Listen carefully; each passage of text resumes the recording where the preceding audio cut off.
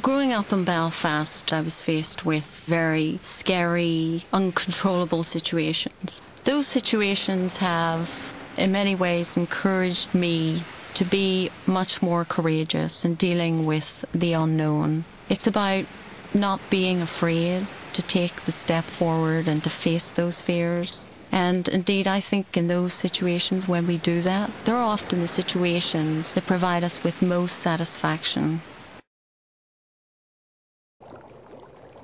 So I think a real huge pressure situation reveals leadership more than any other. And the way we conduct ourselves day to day is a roadmap for how we will conduct ourselves when the crisis hits. I've often heard it said that adversity builds character. I don't think that's true. I think adversity reveals whether or not one has it. If you don't have it, you can have all the adversity in the world and it will not be on display.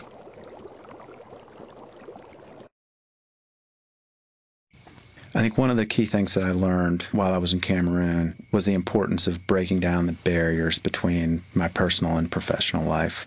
The only way I'm going to build sustainable relationships is to let people see my vulnerabilities and to take the time to listen to them and understand who they are as a person and attempt to share with them those things that make me human.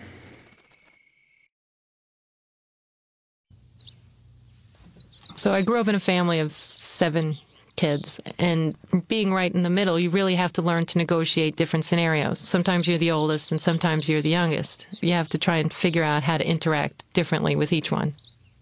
I think at the end of the day, it is a great skill set to take into business because you do have to be an independent thinker, and yet you still have to be part of a group, part of a team, trying to accomplish a larger goal than just yourself.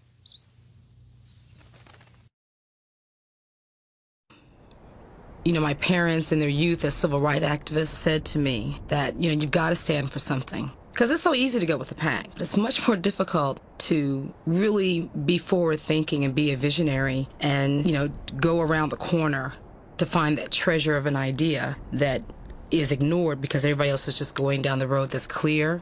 And that is something that I carry around with me every day of my life because it sustains me when the going gets really, really tough.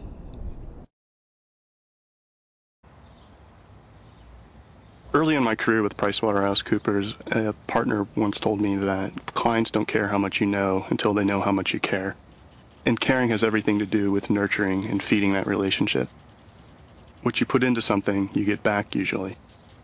And when a client sees that you go to extra lengths to help understand their challenges, that grows into a richer relationship on both sides.